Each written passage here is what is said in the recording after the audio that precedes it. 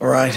I want to start off by, acknowledging, a legend passing in the game, and always sad to see somebody leave that made so much to our sport. And John Robinson, want to recognize him. Obviously, legendary coach, but got to start right here with the Ducks. And I'm thinking about him and his family. Our entire organization are tonight. Also, want to acknowledge. I'd be remiss if I didn't mention that it is Veterans Day and how grateful we are for the people that serve this country. With that being said, exciting weekend for the Ducks. Basketball off to a hot start. Did really well this weekend, and obviously our football game. We learned a lot of great things from that. But we can open it up to talk about Wisconsin. You're on the right, Zach. You know what it's like to take over a program and get your guys in the system, establish a culture. What do you think about what Luke Fickell's done at Wisconsin over the past 2 years? Yeah, I think Coach Fickell's a great coach. I actually got to play against him when I was at Georgia, and he was at Cincinnati in the Peach Bowl, and he had a really, really good team there. I think he's proven that he can develop teams. We came down to a field goal barely to be able to win it, and it speaks just to the kind of culture he can create. And you see pieces of that coming together for him now at Wisconsin, and I think he's doing a good job. Left side, Eric. Just your thoughts on Locke and how he settled in. Obviously, kind of a tough spot to replace a guy who was knocked out for the season. But what have you seen from him so far? Yeah, has the ability, to make you hurt. I mean, he's a good football player, and it's all based on opportunities and what that looks like. But certainly has that ability. Back right here. Wisconsin's offensive line, I think, started the season with the most experience. Just what makes that unit specifically really effective in helping out the quarterback and their run game? Yeah, I mean, they're big, right? It's one of those ones where you look at them and you say, okay, that's what an offensive line is supposed to look at. They have great size up front. I think they have the ability to move you, but when you look at it, you're like, okay, that's what a Wisconsin offensive line looks like. Right left, James. Their top corner was really productive a year ago, and now basically is going unchallenged for all intents and purposes. Just why have teams steered away so much from him, and how confident are you in the ability to test him when it seems like nobody's willing to? Yeah, I think that's probably smart, right? As a football coach, not to throw to a guy that's going to make a lot of plays on the ball. I mean, how many picks did he have last year? 7. A guy had 7 picks last year, and why not throw the other direction? That makes a little bit of sense. That being said, I think it's much more challenging for a defense whenever you can work the entire field. But there's a reason people aren't testing him, because he's a talented player. Back right, Brett. Coach, you've obviously had the chance to take a look at the film. Just in regards to the penalties, what did you see in the game? Were some of them warranted, specifically some of the PIs, and just how did the group kind of respond today at practice? They responded well. And yes, some of them were warranted, for sure. And I wouldn't say that there was like egregious ones that were missed. There's reasons, so we can improve in our technique. There's execution that we can do better. And, again, on Wednesday last week, we had some in practice. So that usually shows up in the game. So we have to do a good job of addressing it and making sure we eliminate them. Left, Eric. Their safety tandem, I think, is probably one of the better ones you'll face. Can No you doubt. speak to what those guys do and what kind of challenges they present? Well, they're good tacklers. They do a great job disguising coverage, and they have some good mix-ups there. But, yeah, I think this is one of the more talented secondaries that we've seen. I think they play really well together, understand how to make, handle adjustments, which I think is always important in football. You see that show up with them. On the right, here, Zach. The running back, number 3, has been very productive this year. What have you seen from him, and does he kind of remind you of anyone that you guys have gone against so far this year? No, I don't know if he reminds of anyone, but, I mean, he just plays with a level of toughness and effort. I mean, I think those things show up on film. How hard you play, I think, speaks to, how much you appreciate your teammates, and, that certainly shows up with those guys. Right left, James.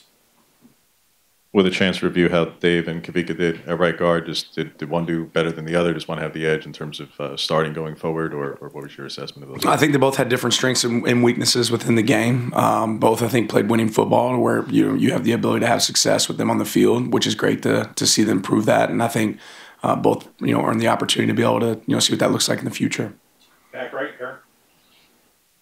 Talk about going to the doctor every week. Now that you've got a chance to look at the film from this week, just maybe what were some big pills that you saw on film, both maybe offensively and defensively, that you got to swallow this week and get better at? Yeah, I won't get into like great specifics, but I think just technique and this part of the season, a lot of places you'll trim down and eliminate, individual time to work on fundamentals and technique. And the reality is this is when it matters the most, right?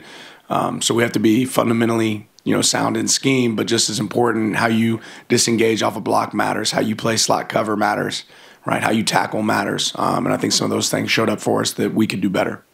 On the left, Eric. Kind of an unusual situation where the punter drops the ball. What could Dalen have done different? How do you instruct that? What kind of was the message to those guys? Yeah, I mean, when they're in the pocket, which is the question there, is like, is he in the pocket? They're protected, right? So we've actually shown a clip before. A couple years ago, Missouri-Auburn play, the ball snapped over the head.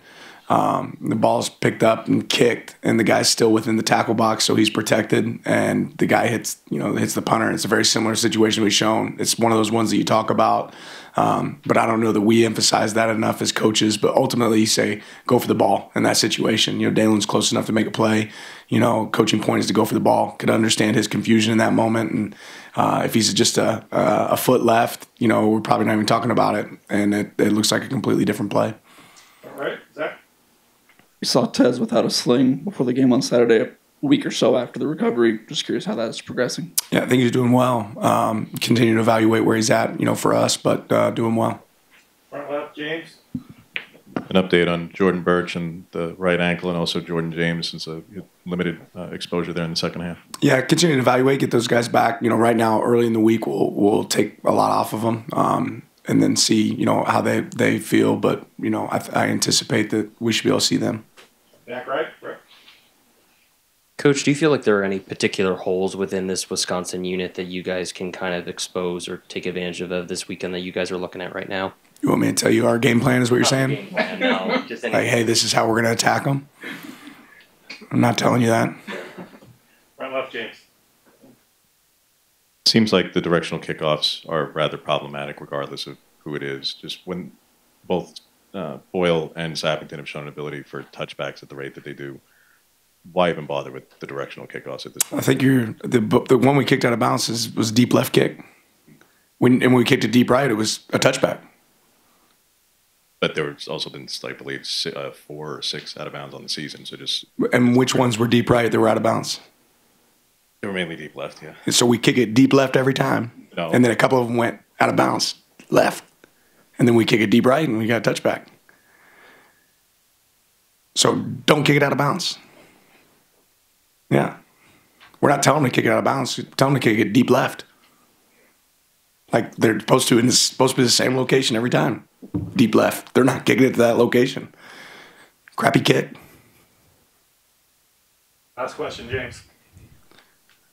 On a happier note, you're at the end of this 8-week gauntlet that no other team in the country has had to do. Dan, how do you feel at approaching the end of it, that you are experiencing and doing something heading into a final road trip with this, that, yeah, you're the number 1 team in the country and no other team has had to play 8 straight weeks of conference play? Yeah, job not done, right? Our guys are enjoying the work. We're still having a lot of fun coming up every single day to get better and find ways to improve. And the challenge of this new conference and the travel and some of the teams we got to play has been a lot of fun for us. But we got more work to do. Thanks, Coach. Appreciate Thank you. your time.